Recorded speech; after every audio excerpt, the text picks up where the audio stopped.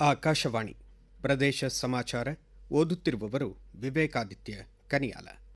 ಕಲ್ಯಾಣ ಕರ್ನಾಟಕ ಭಾಗದ ವಿವಿಧ ಜಿಲ್ಲೆಗಳಲ್ಲಿ ಉದ್ಯೋಗ ಆಧಾರಿತ ಶಿಕ್ಷಣಕ್ಕೆ ಆದ್ಯತೆ ನೀಡುವ ಉದ್ದೇಶದಿಂದ ಕಲಬುರಗಿ ವಿಶ್ವವಿದ್ಯಾಲಯದ ಆವರಣದಲ್ಲಿ 120 ಕೋಟಿ ರೂಪಾಯಿ ಅನುದಾನದ ಸರ್ಕಾರಿ ಉಪಕರಣಾಗಾರ ಮತ್ತು ತರಬೇತಿ ಕೇಂದ್ರ ಜಿಟಿಟಿಸಿ ಬಹು ಕೌಶಲ ಕೇಂದ್ರವನ್ನು ಸ್ಥಾಪಿಸಲಾಗುತ್ತಿದೆ ಎಂದು ಗ್ರಾಮೀಣಾಭಿವೃದ್ಧಿ ಮತ್ತು ಪಂಚಾಯತ್ ರಾಜ್ ಖಾತೆ ಸಚಿವ ಪ್ರಿಯಾಂಕ್ ಖರ್ಗೆ ಹೇಳಿದ್ದಾರೆ. ಜಾಗತಿಕ ಸ್ಪರ್ಧಾತ್ಮಕ ಉದ್ಯಮ ವಲಯದಲ್ಲಿ ಯುವಜನತೆಗೆ ತರಬೇತಿ ನೀಡಿ ಕೌಶಲ ಒದಗಿಸುವುದು ಸರ್ಕಾರ ಹಾಗೂ ಸಂಸ್ಥೆಯ ಗುರಿಯಾಗಿದೆ ಎಂದು ಸಚಿವರು ತಮ್ಮ ಎಕ್ಸ್ ಖಾತೆಯ ಮೂಲಕ ತಿಳಿಸಿದ್ದಾರೆ. ಇಂದು ಕನ್ನಡ ನಾಡಿನ ಏಕೀಕರಣದ ರೂವಾರಿ, ಕರ್ನಾಟಕ ಕುಲಪುರೋಹಿತ ಎಂದೇ ಖ್ಯಾತನಾಮರಾದ ಆಲೂರು ವೆಂಕಟರಾವ್ ಅವರ ಪುಣ್ಯತಿಥಿ. ಕನ್ನಡದ ಏಕೀಕರಣದ ಹೋರಾಟಗಳಲ್ಲಿ ಸಕ್ರಿಯರಾಗಿದ್ದ ಆಲೂರು ವೆಂಕಟರಾಯರು ಬರಹಗಾರರಾಗಿ, ಪತ್ರಿಕಾ ಸಂಪಾದಕರಾಗಿ ಕನ್ನಡ ನಾಡು ನುಡಿಗೆ ಅಪೂರ್ವ ಸೇವೆ ಸಲ್ಲಿಸಿದ್ದರು.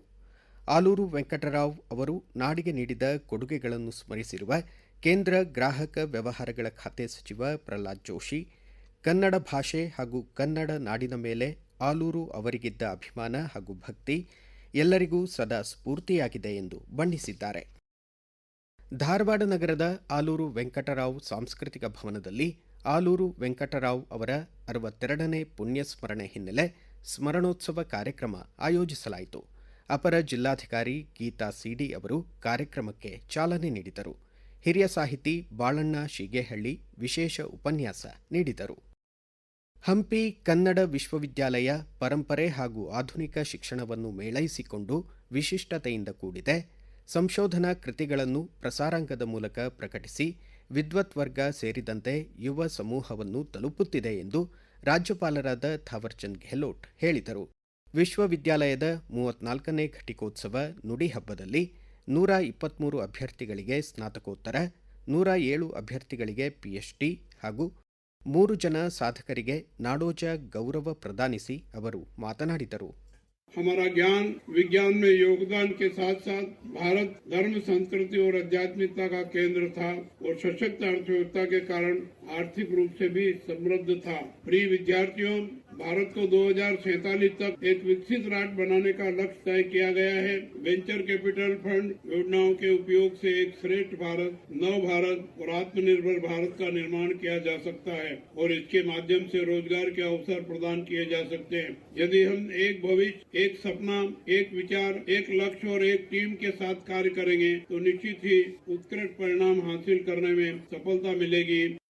ಕರ್ನಾಟಕ ಶಾಲಾ ಪರೀಕ್ಷೆ ಮತ್ತು ಮೌಲ್ಯ ನಿರ್ಣಯ ಮಂಡಳಿ ಈ ತಿಂಗಳ 28ರಿಂದ ಮಾರ್ಚ್ 17ರವರೆಗೆ 2026ನೇ ಸಾಲಿನ ದ್ವಿತೀಯ ಪಿಯುಸಿ ಪರೀಕ್ಷೆ 1 ಆಯೋಜಿಸಿದೆ. ಬೆಂಗಳೂರು ಉತ್ತರ ಹಾಗೂ ದಕ್ಷಿಣದ ಒಟ್ಟು 42 ಪರೀಕ್ಷಾ ಕೇಂದ್ರಗಳಲ್ಲಿ ಪರೀಕ್ಷೆಗಳನ್ನು ಸುಗಮ ಹಾಗೂ ವ್ಯವಸ್ಥಿತವಾಗಿ ನಡೆಸುವ ಉದ್ದೇಶದಿಂದ ಪರೀಕ್ಷಾ ದಿನಗಳಂದು ಪರೀಕ್ಷಾ ಕೇಂದ್ರಗಳ ಸುತ್ತ 200 ಮೀಟರ್ ಪ್ರದೇಶವನ್ನು ನಿಷೇಧಿತ ಸ್ಥಳವೆಂದು ಘೋಷಿಸಿರುವುದಾಗಿ ಬೆಂಗಳೂರು ನಗರ ಪೊಲೀಸ್ ಆಯುಕ್ತ ಸೀಮಂತ್ ಕುಮಾರ್ ಸಿಂಗ್ ತಿಳಿಸಿದ್ದಾರೆ.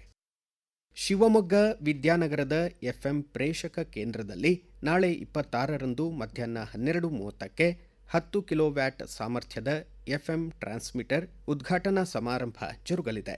ಕೇಂದ್ರ ಮಾಹಿತಿ ಮತ್ತು ಪ್ರಸಾರ ಖಾತೆ ರಾಜ್ಯ ಸಚಿವ ಡಾ ಎಲ್ ಮುರುಗನ್ ಮುಖ್ಯ ಅತಿಥಿಗಳಾಗಿ ಪಾಲ್ಗೊಳ್ಳಲಿದ್ದಾರೆ. ಹುಬ್ಬಳ್ಳಿಯ ರಾಜನಗರದ ಕೆಎಸ್ಸಿಎ ಮೈದಾನದಲ್ಲಿ ಆಯೋಜಿತ ರಣಜಿ ಟ್ರೋಫಿ ಕ್ರಿಕೆಟ್ ಫೈನಲ್ ಪಂದ್ಯದ 2ನೇ ದಿನವಾದ ಇಂದು ಪ್ರಥಮ ಇನ್ನಿಂಗ್ಸ್ನಲ್ಲಿ ಜಮ್ಮು ಕಾಶ್ಮೀರ ತಂಡ ಇತ್ತೀಚಿನ ವರದಿ ಬಂದಾಗ 4 ವಿಕೆಟ್ಗಳ ನಷ್ಟಕ್ಕೆ 378 ರನ್ ಕಲೆ ಹಾಕಿದೆ. ಕರ್ನಾಟಕ ತಂಡದ ಪರ ಪ್ರಸಿದ್ಧ ಕೃಷ್ಣ 59 ರನ್ ನೀಡಿ 3 ವಿಕೆಟ್ ಪಡೆದಿದ್ದಾರೆ. ಶಿವಮೊಗ್ಗ ಜಿಲ್ಲೆ ಸಾಗರ ತಾಲೂಕು ಹೊನ್ನೇಸರದ ಚರಕ ಸಂಘಕ್ಕೆ ರಾಷ್ಟ್ರೀಯ ಕೈಮಗ್ಗ ಅಭಿವೃದ್ಧಿ ನಿಗಮದಿಂದ ಅತ್ಯುತ್ತಮ ರಾಷ್ಟ್ರೀಯ ಬ್ರ್ಯಾಂಡ್ ನಿರ್ಮಾಣ ಪ್ರಶಸ್ತಿ ದೊರೆತಿದೆ.